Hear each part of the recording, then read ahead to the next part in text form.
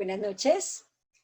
Mil gracias por la invitación. Les envío un saludo desde la ciudad de Bogotá, en Colombia. Me encanta poder compartir con ustedes, nuestros vecinos más queridos de Latinoamérica, para compartir con ustedes un tema que es de alta relevancia en este momento y que a todos nos ha tocado tenerlo que enfrentar. Vamos a hablar de lo que es los factores de riesgo psicosocial del trabajo en casa.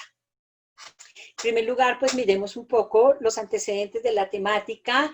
Desde la Organización Mundial de la Salud, hablamos de que todas las organizaciones deben propender por tener con sus trabajadores entornos de trabajo saludables, que les permitan a todos sus trabajadores tener un trabajo digno, un trabajo que no atente contra las condiciones de salud.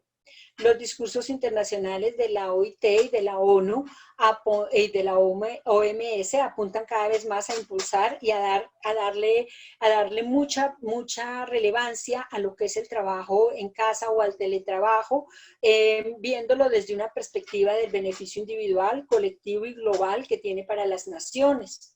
El tema del teletrabajo pues también ha sido objeto de unos buenos marcos teóricos, de mucha investigación, especialmente en Latinoamérica, Estados Unidos y en Europa.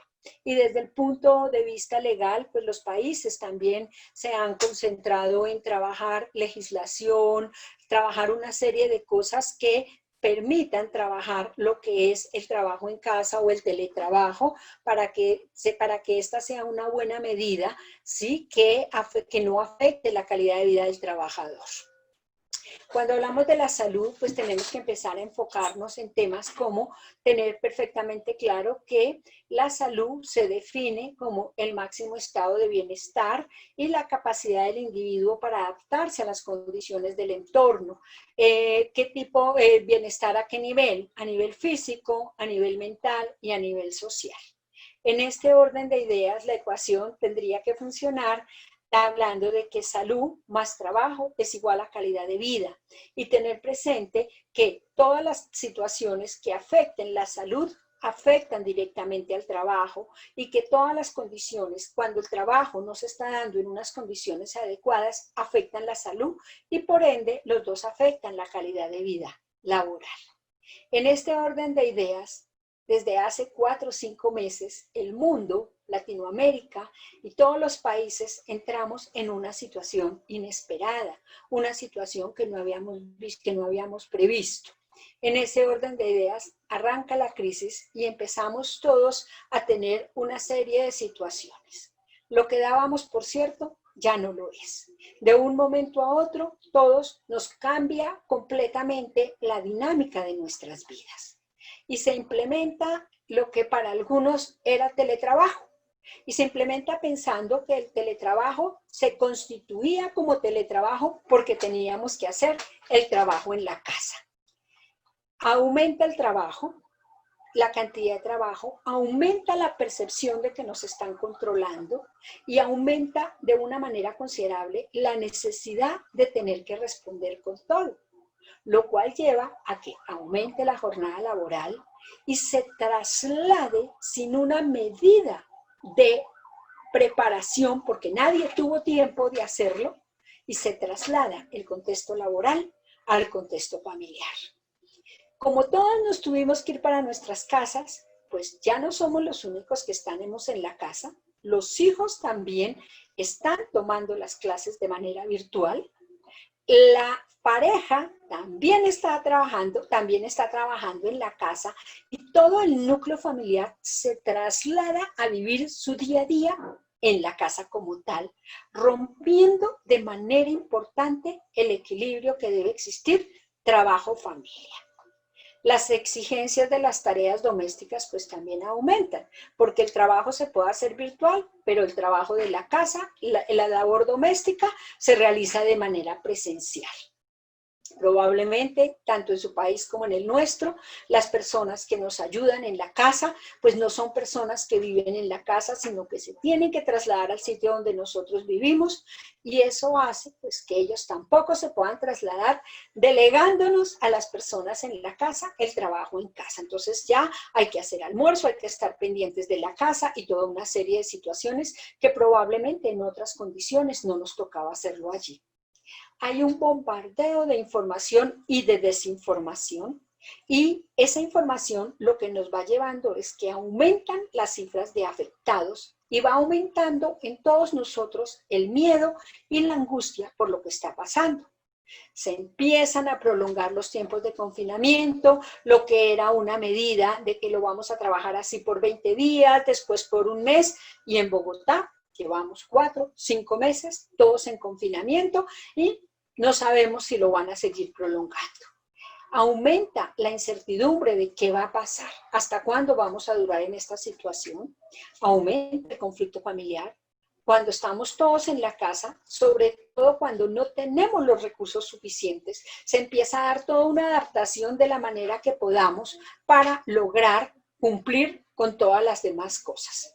Aumenta la ansiedad por el encierro, aumentan los niveles de estrés en todos nosotros, aumentan los cursos virtuales para el trabajo en casa, entonces viene todo un bombardeo de información, como todo se vuelve virtual, entonces todo ahora es tips para manejar el trabajo en casa.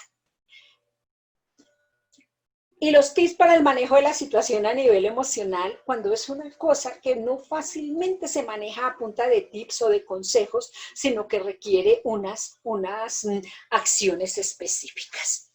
Miremos un poco realmente qué pasó. La situación nos coge desprevenidos y aumenta el sentido de la urgencia.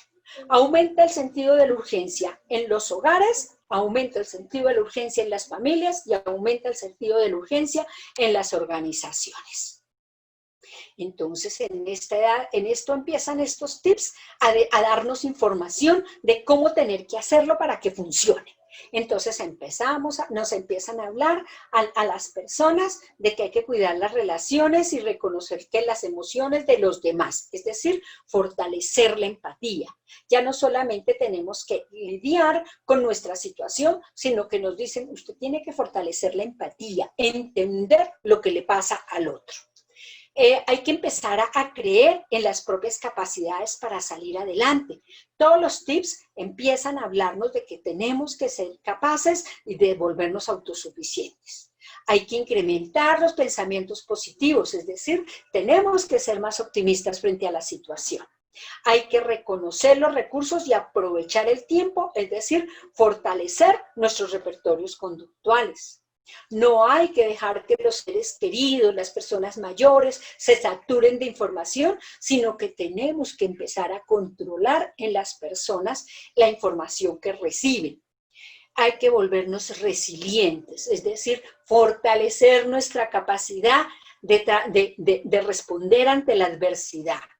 Hay que aprender a manejar el miedo, la ansiedad propia, la de las familias, y fortalecer nuestras competencias emocionales, y hay que buscar estrategias para estar en contacto con familiares y amigos. Todos recibimos esta información como si esa fuera como si lograr estas cosas fuera algo que se logra simplemente con un consejo y con una situación, o a través de unos tips que se vuelven más consejos que otra cosa. A nivel de las organizaciones, entonces se le empieza a decir a la organización, usted, organización, usted, empleador, no puede sobrecargar al trabajador. Tiene que empezar a implementar protocolos para el manejo del trabajo en casa. Tiene que enseñarle a la gente técnicas para el manejo del estrés. Tiene que enseñarle a las personas cómo relativizar los pensamientos negativos. Tiene que respetar los horarios de trabajo. Tiene que empezar a establecer plazos razonables y priorizar tareas. Tiene que empezar a establecer encuentros virtuales para que la gente no pierda el sentido de pertenecer a un grupo social. Y tiene que aumentar el mensaje de reconocimiento por la labor realizada. En un momento en que estamos todos atiborrados de información, lograr todas estas cosas, que sería el ideal para poder manejar las situaciones, no es una tarea fácil que se va a lograr a punta de tips ni a punta de consejos, pues porque todos sabemos, sí, que tenemos que hacer una serie de cosas, pero no es algo que se cambie con un consejo. En muchos de nosotros se requieren reaprendizajes para manejar las cosas. A nivel de las organizaciones, pues también como se ven abocadas de empezar a trabajar, pues todas estas cosas que parecen tan interesantes no son tan fáciles de manejar, por lo menos no lo será a base de recomendaciones, que es como lo que se empezó a manejar. Miremos un poco si realmente estamos haciendo teletrabajo, ¿sí? Empecemos por revisar. El teletrabajo está regulado legalmente. Es decir, es que usted, señor trabajador, está en su casa trabajando, pero tiene sus mismas condiciones laborales. Para el teletrabajo se requieren condiciones de trabajo apropiadas, ¿sí? Que usted cuente con condiciones ergonómicas, con un equipo, con un sitio para trabajar. El teletrabajo no es para todas las tareas, es para aquellas tareas que se puedan realizar de manera virtual. Para poder hacer teletrabajo se requiere un perfil específico. No todas las personas estamos preparadas, ni tenemos las competencias, ni las características de personalidad que nos vayan a favorecer el realizar el trabajo en el casa. Con el teletrabajo, el trabajador decide si acepta o no desplazarse a trabajar a su casa. Y para el teletrabajo se requieren medios tecnológicos apropiados. Si estos son los elementos que tenemos que cumplir, al irnos todos a trabajar a la casa, a buscar una manera de sobrevivir ante la situación y de responder con todo, pues estas cosas que estamos viendo aquí de teletrabajo no están aplicando. No están aplicando, digamos que ya después de 3, 4 meses, muchas organizaciones lo han logrado, pero por ahora, pues no es lo que se estaba dando ni lo que se vislumbra. La otra terminología que aparece en el escenario es la de trabajo en casa. El trabajo en casa no necesariamente implica, cuando se habla de trabajo en casa, no necesariamente implica la utilización de TICs, ni de estar conectados, sino que son tareas en donde la persona tiene libertad de horario para poderlas hacer. Entonces se decide que ya estamos hablando de que estamos realizando nuestro trabajo de manera presencial con acceso remoto. Es decir, no estamos trabajando en nuestro sitio de trabajo, estamos trabajando en nuestra casa, pero no siempre estamos logrando estas condiciones de lo que implica el teletrabajo ni el trabajo en casa. Entonces, por ahora dejémoslo que todas las personas que nos vimos abocadas a realizar este trabajo, estamos trabajando desde nuestra casa de manera presencial con acceso remoto, en donde estamos en constante comunicación, ¿cierto?, con las personas, lo mismo que se está haciendo con las clases. No se habla de que los programas académicos se volvieron virtuales, sino que son programas presenciales con acceso remoto. El estudiante está aquí conectado, el docente está al otro lado en la pantalla y le está impartiendo sus clases.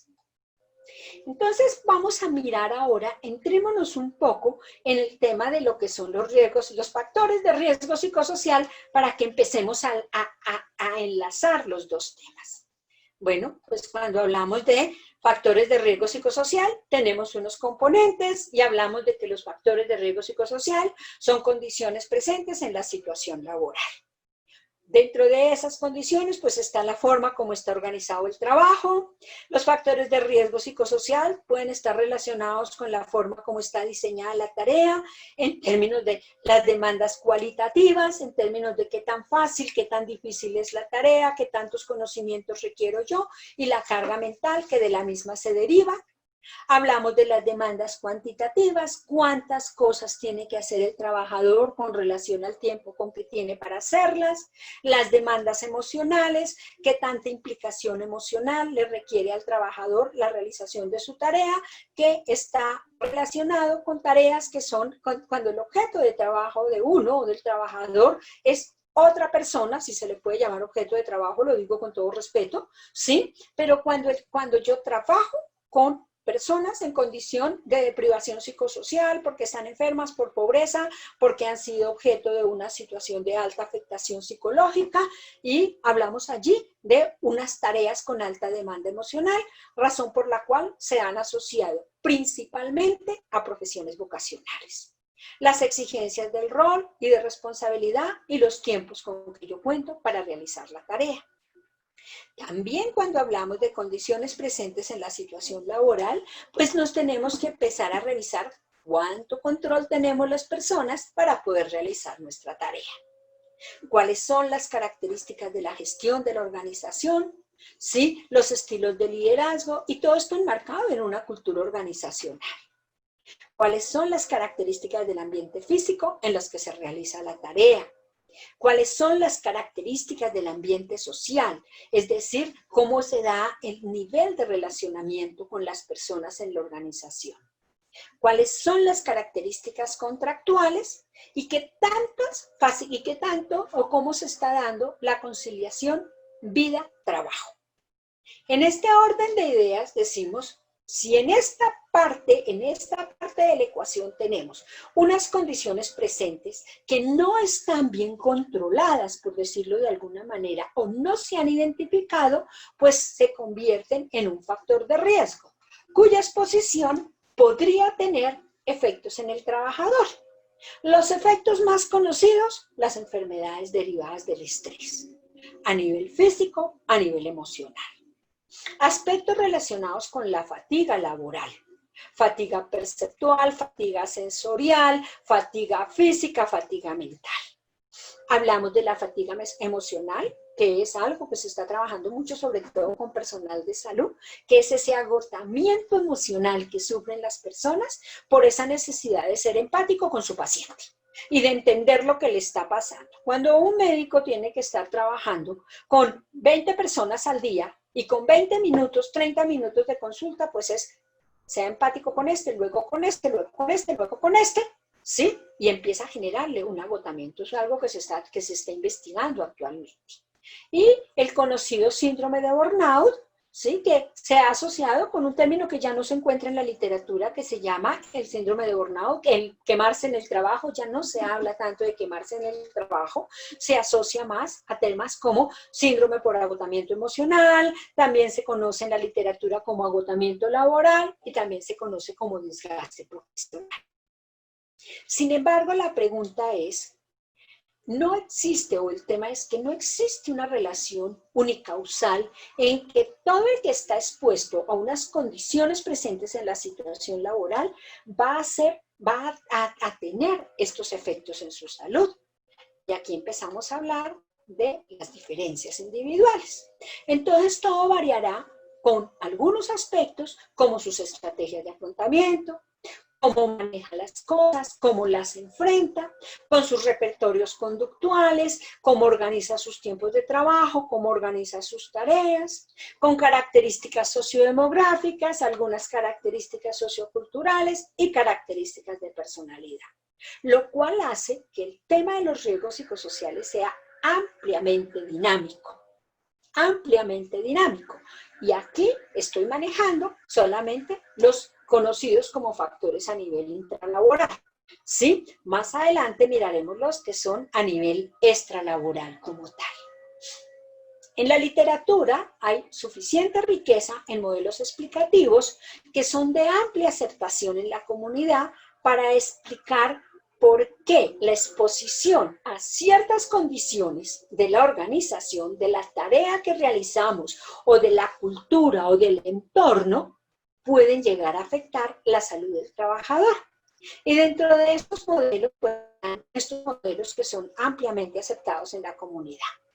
Tenemos en primer lugar el modelo de demanda-control de Karasek y Theorel, que son modelos muy trabajados, y dentro de ellos hablamos de que, o ellos explican que el estrés surgirá como una respuesta una respuesta física y emocional cuando el individuo percibe que las demandas de su trabajo, es decir, que las exigencias de su trabajo, ¿sí?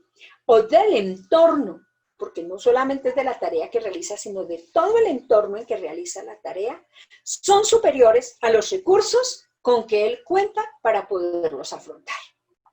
Luego viene más adelante, o pues más o menos por la misma época, el modelo de Johnson y Hall, y él dice, mire, todos los seres humanos requerimos de apoyo social.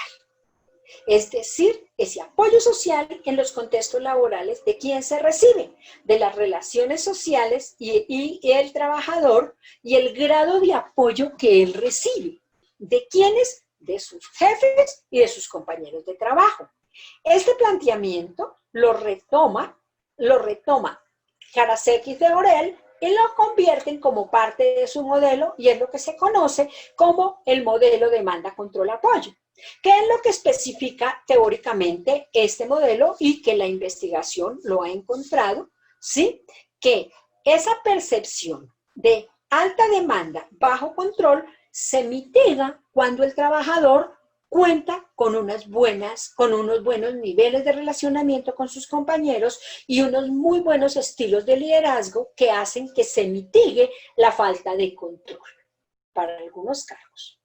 Para los cargos operativos se ha encontrado que lo más importante es el recibir el apoyo social. Y otro modelo que ha tomado mucha fuerza en los últimos tiempos en la investigación es el modelo de desequilibrio esfuerzo-recompensa planteado por Sigris.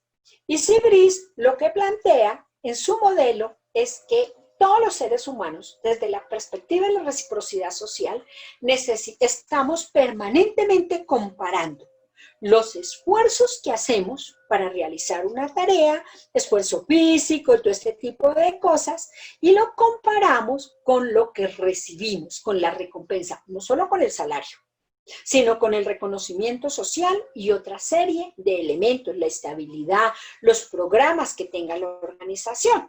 Entonces, de acuerdo con este autor, empezará a darse un desequilibrio importante, lo que aumentará cuando la persona percibe que lo que él recibe como recompensa por el trabajo que realiza no compensa, por decirlo así, empieza a percibir que hay un desequilibrio y eso aumentará su probabilidad, ¿sí? Su probabilidad de verse afectada su salud y su calidad de vida, en términos generales.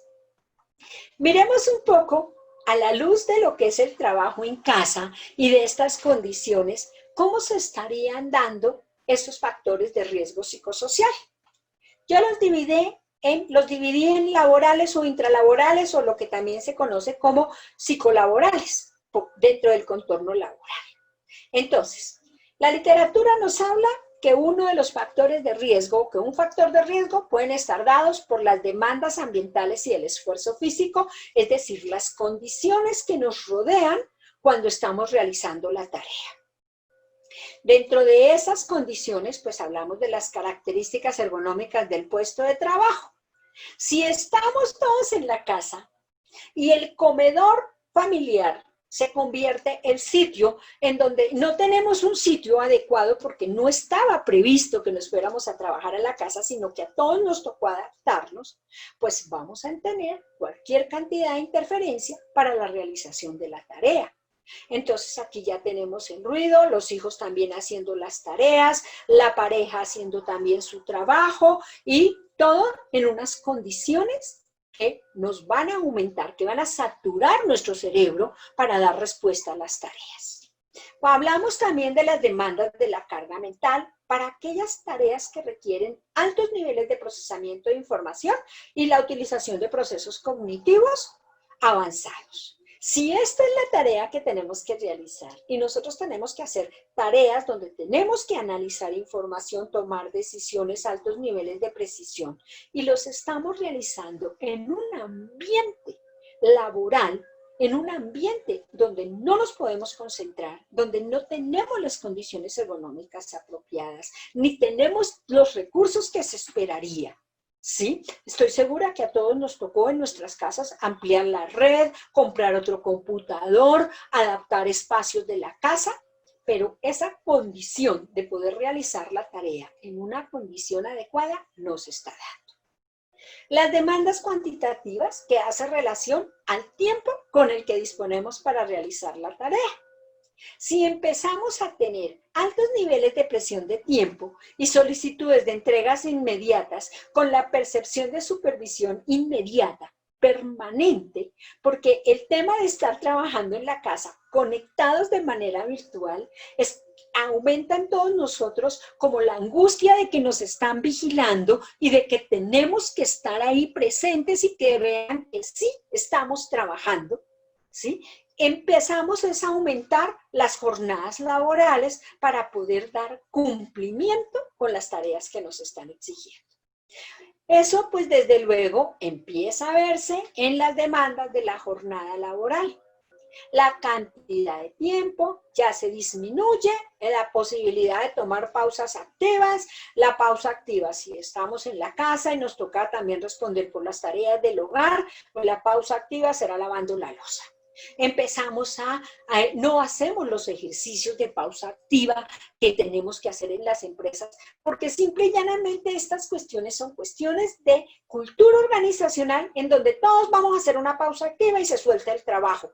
Y hay un control sobre el ambiente para que el trabajador lo haga. Pues en la casa es mucho más complicado hacer las pausas activas y eso hace que empecemos a extender la jornada. También como los sábados y los domingos, pues estamos todos confinados en la casa, tampoco es que exista mucho la posibilidad y muchos empezamos de hacer otras cosas, entonces muchos empezamos a trabajar el sábado y el domingo y empezamos a perder la percepción del tiempo relacionado con esto, ya no sabe uno qué día de la semana está viviendo.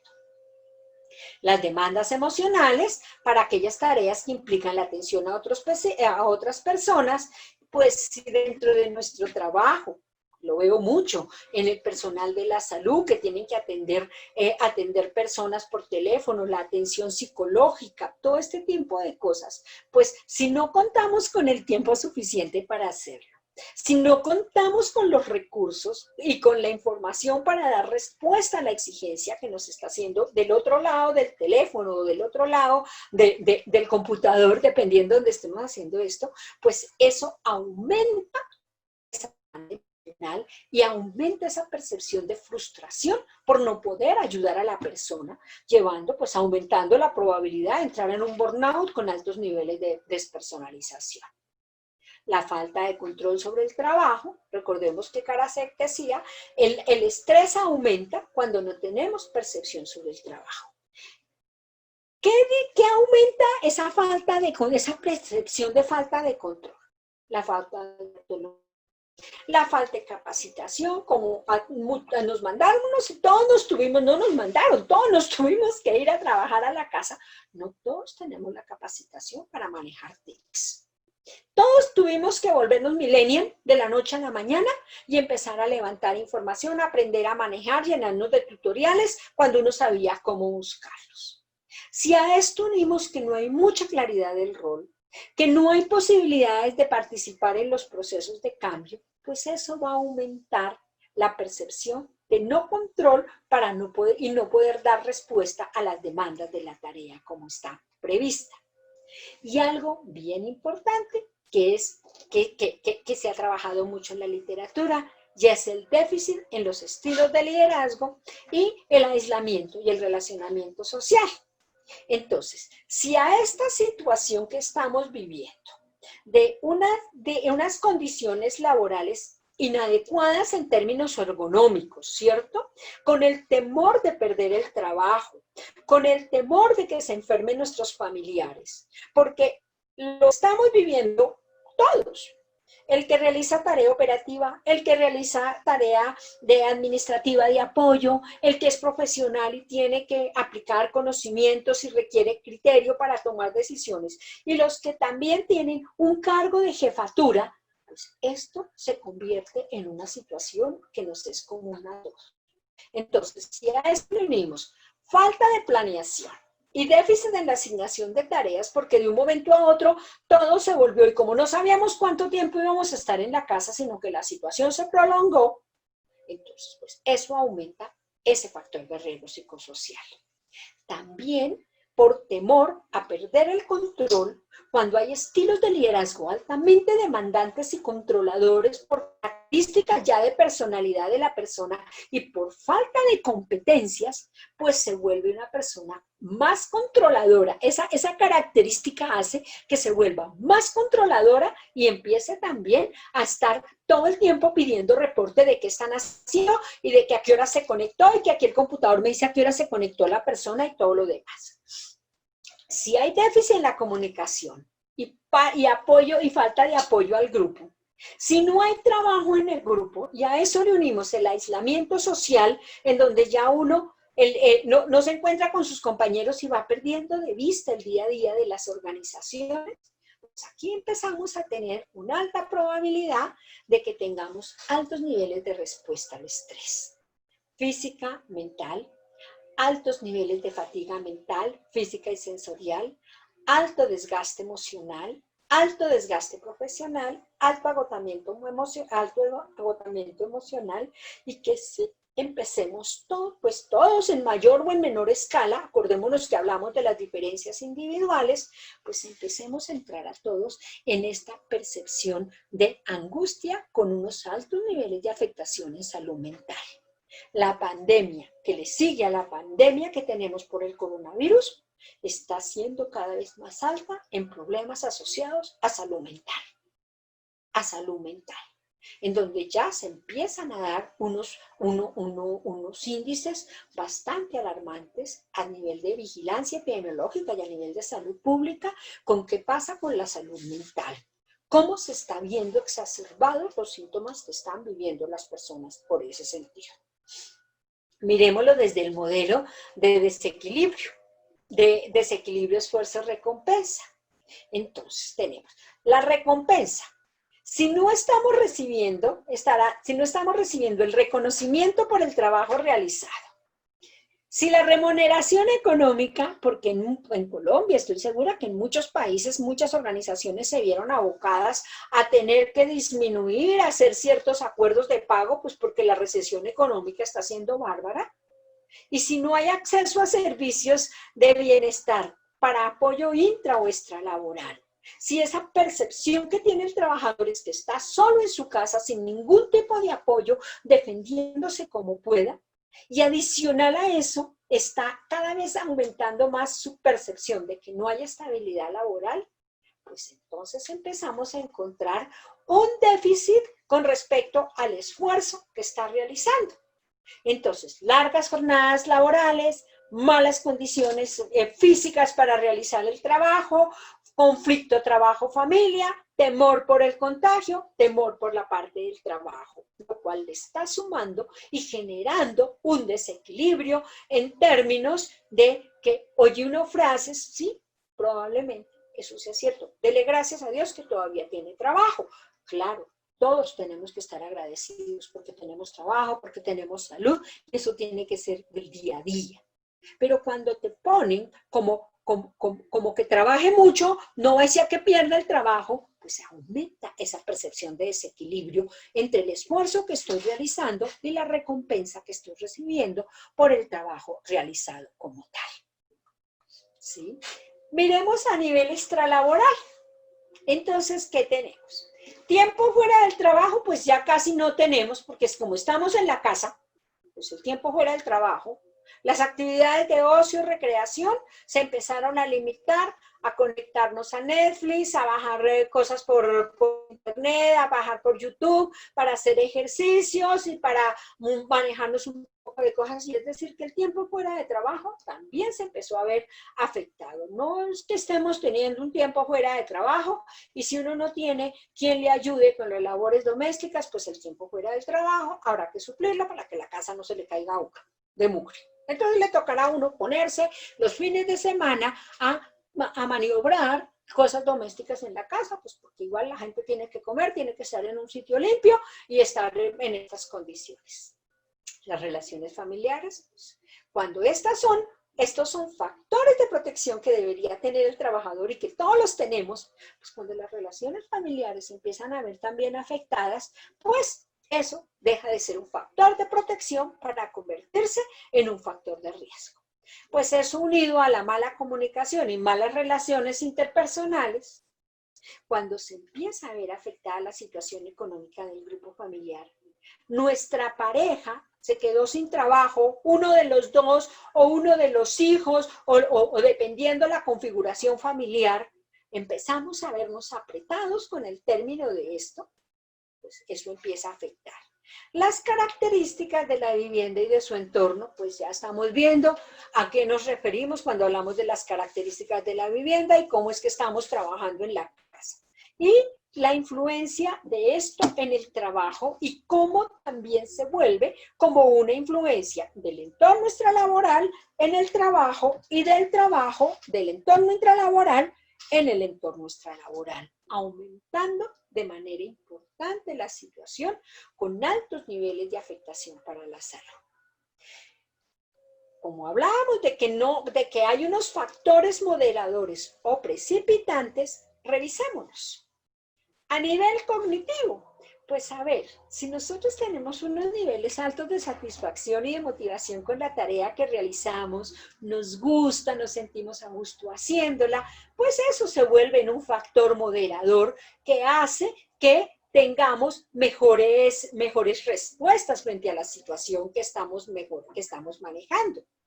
Las habilidades y aptitudes, pues si uno tiene habilidades para meterse con las TICs, se engoma lo que estés buscando, nuevas maneras de hacer las cosas, que eso es algo que nos podría pasar en la academia y seguramente en las personas que están más familiarizadas con las TICs, pues entonces eso se vuelve un factor moderador. Niveles de formación y educación, la percepción de control sobre la tarea, antecedentes psicológicos, cómo estaba nuestra salud mental antes de, qué recursos emocionales tenemos nosotros. ¿Ha trabajado la organización en esos recursos emocionales antes? No a nivel de TICs ni de webinars sobre la importancia de la salud mental, sino que realmente dentro de sus programas de salud mental y de riesgos psicosociales, sí tenía identificado quiénes tenían unos recursos emocionales más débiles para trabajar con ellos directamente. Si eso se hizo, pues ese es un excelente factor de protección. Si eso no se consideró que fuera un trabajo importante en la organización y que eso es algo que es una variable que se dejó a lo que el trabajador podía hacer, pues si él tiene buenos recursos emocionales tendrá más probabilidades de verse menos afectado. ¿Cuáles son las experiencias pasadas del trabajador? ¿Cuáles son sus estrategias de afrontamiento? ¿Cómo afronta sus situaciones? ¿Las afronta hacia la solución de problemas? ¿Las afronta hacia cambiar el chip y poderle trabajar allí un poco más hacia sacarle lo positivo de la situación? Si sus estrategias de afrontamiento son activas y no son tan pasivas, pues tendrá mejores posibilidades y eso será un gran factor moderador. ¿Cuáles son sus repertorios conductuales? ¿Maneja horarios? ¿Maneja estilos de vida y trabajo saludables? ¿Es una persona que tiene buenos hábitos alimenticios? ¿Es una persona ordenada? ¿O es una persona que tiene un buen manejo del tiempo? ¿Sabe planear? ¿O está todo el tiempo, cuando tiene uno mucho trabajo, a veces que coge aquí, coge allá, aquí le decimos el síndrome de la gallina, pique aquí, pique allá, hace un pedacito aquí, un pedacito allá, y al final del día no ha terminado absolutamente nada, está agotado y no terminó nada? Cuando las personas cuentan, bien sea porque las organizaciones, porque su estilo de vida, porque sus características de personalidad, cuenta con estos moderadores, pues también tiene unos factores moderadores que le van a ayudar a salir adelante de la situación. Y están los demográficos conductuales. La edad, sí, la edad es un factor clave y en este momento lo estamos viviendo. En este momento, pues las personas, entre más almanaques hemos venido acumulando, pues más vulnerables estamos siendo a la situación que se está presentando. Sexo, hombre, mujer, ¿cuál es el estado de salud de la persona? ¿Qué tanto ajuste tiene con su ocupación? ¿Su nivel educativo? su nivel socioeconómico, cuál es la composición del grupo familiar, ¿sí? ¿Tiene hijos pequeños? ¿Cuántos hijos tiene? ¿Cuáles son las edades de sus hijos? Todos estos factores, pues también serán moderadores o precipitantes frente a la situación que él ha tenido que venir enfrentando en un momento dado. Miremos, bueno, cuando ya nos metemos en lo que es el teletrabajo como teletrabajo y empezamos a encontrar que la literatura sí reporta unos efectos por exposición a largo plazo. Y entonces hablamos del tecnoestrés. Es este estrés que nos produce el estar todo el tiempo metidos en esta parte tecnológica. Cuando la persona empieza a tener una identificación exagerada que ya sobrepasa, entonces ya se le pasan las horas, pierde la noción del tiempo y está metido en el computador y cada vez está navegando y buscando a ver qué más cosas encuentra. También el presentismo, ¿no? El que está allí pero no está. La tecnoansiedad es esa ansiedad por no poder manejar, es esa percepción de amenaza por no poder darle respuestas a las exigencias de la tecnología. También se habla de tecnofatiga cuando ya la persona termina en un agotamiento sensorial muy alto por la cantidad de información que está recibiendo por medios tecnológicos. Bueno, la neofilia, ya estamos hablando de patologías un poco nuevas en la literatura, pero es la persona que está todo el tiempo buscando qué hay de nuevo, a la vanguardia, ¿sí? Llegó la última aplicación, la tiene que bajar. La nomofobia, que es esta ansiedad porque perdió contacto, porque ¿de qué me estoy perdiendo? ¿Dónde está mi celular? No he prendido el computador. ¿Quién me habrá llamado? Y los enómadas, que son los nómadas electrónicos, que andan saltando de una tecnología en otra a ver qué se encuentran por ahí. Ahora miremos no todo lo del teletrabajo, ni para muchos las condiciones son negativas. A nivel social, digamos que si nosotros logramos controlar todo lo demás, no tenemos por qué ver esto como una situación altamente negativa y que todos nos enfermamos, sino que también tenemos que empezar a cambiar el chip para poderlo leer de otra manera. A nivel social, por ejemplo, cuando uno está trabajando en la casa y está solamente en esto, cuando está en unas buenas condiciones, pues también disminuyen los distractores sociales. También a nivel de salud y bienestar hay disminución de riesgo por hurtos, por accidentes de tráfico. Sí, por ejemplo en Bogotá, me imagino que en Lima es igual, aquí los desplazamientos y los niveles de contaminación ambiental pues también son muy altos y los niveles de inseguridad pues también disminuyen. Y también hay un mayor acceso a alimentación sana y balanceada porque sí estamos teniendo control un poco sobre la comida. Hay menos estímulos como ruido, lo que aumenta la concentración. Estamos hablando de cuando ya hemos logrado controlar las demás variables. Hay ahorro en gastos de alimentación y de transporte público y para muchas personas también hay mejor aprovechamiento del tiempo siempre y cuando empecemos a trabajar diferenciando las jornadas, que es lo que desafortunadamente por la situación a la que nos vimos todos abocados no logramos tener. A nivel negativo, pues percepción de exclusión del grupo social. Ya uno no se entera de las cosas, ya como que va pasando. Hay mayor tiempo de dedicación al trabajo y también se pierde mucho la noción del tiempo. Y hay una disminución del tiempo para compartir con la familia. No se realizan pausas activas. Hay mayor cansancio por posturas prolongadas, sobre todo cuando uno cuando no hay ese control ergonómico. Sedentarismo. Y hay una alta extensión de la jornada laboral. Hay dificultad para establecer límites entre lo intra y lo extralaboral y aumentan los costos por servicios.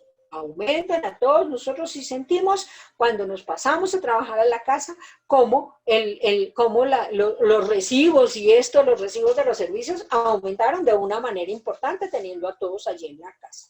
Algunas personas con pensamiento más positivo dicen, bueno, eso compensa lo que no me estoy gastando en parqueadero, lo que no me estoy gastando en transporte, lo que no me estoy gastando en gasolina, ¿sí? Todo tiene una mirada de verlo, pero puede resultar muy positivo si se tiene un buen manejo de las condiciones. Para la evaluación, pues la evaluación, como estamos viendo que es un factor dimensional, que no depende de una sola variable, pues tendremos que empezar a hacer evaluaciones que van más allá de aplicar un instrumento. Entonces tendremos que recoger, yo presento esto como una tríada metodológica, en donde yo tengo que mirar en cuáles son las condiciones en que se está realizando la tarea, cuáles son los procesos que tiene la organización a nivel de gestión humana y a nivel de seguridad y salud en el trabajo para hacer un adecuado control, cuáles son las condiciones sociodemográficas de las personas que están trabajando allí. Eso lo hace uno así en una buena evaluación de riesgo psicosocial, llámese en este momento en unas condiciones de crisis como las que estamos o no. Pero pues eso hay que hacerlo, porque eso hay que compararlo, hay que recogerlo. Y por el otro lado, pues recibe la información del trabajador. El trabajador reporta con autorreporte cómo lee sus condiciones del trabajo, las condiciones de su tarea, las condiciones de su medio ambiente físico, de su medio ambiente social, y cuáles son sus condiciones extralaborales, y para eso se utiliza un instrumento que sea válido y confiable, que tenga unos baremos o unas transformaciones psicométricas, y lo lleva a uno para sacar tendencias de lo que está allí, y compara qué posibles efectos está teniendo la persona. Si está teniendo presencia de síntomas asociados al estrés, si está teniendo presencia de ansiedad, depresión, indicadores de ausentismo, incapacidades, y empieza uno a hacer estas tríadas metodológicas para hacer un buen estudio de riesgo psicosocial. Eso en condiciones normales, pero también con más veras en condiciones en donde se está trabajando. Esta parte es importante. Esto nos dará un panorama general de la situación, pero aquí sí tenemos con mayor veras que hacer diagnósticos confirmatorios. Entonces tendremos que mirar cuál es el análisis de los puestos de trabajo, aquí se le conoce como APTs, el análisis psicosocial del puesto de trabajo, y mirar cómo están siendo las características de la tarea y las condiciones en que el trabajador está haciendo su tarea. Con algunos grupos focales empieza uno a ver cómo se están leyendo los estilos de liderazgo, las relaciones sociales, la percepción de equilibrio, esfuerzo, recompensa. Y una cosa súper importante en este momento, la entrevista individual, para poder evaluar cuál es la percepción que tiene la persona de control de autonomía a su trabajo. Cómo percibe él que está teniendo las oportunidades para utilizar y desarrollar nuevos conocimientos. ¿Cómo percibe si participa o no en el manejo del cambio? Si tiene claridad del rol, si recibió capacitación. Adicional a esto, lo complementa con información del trabajador sobre cómo percibe que son sus condiciones de salud física y mental. ¿Cuáles son sus estrategias de afrontamiento?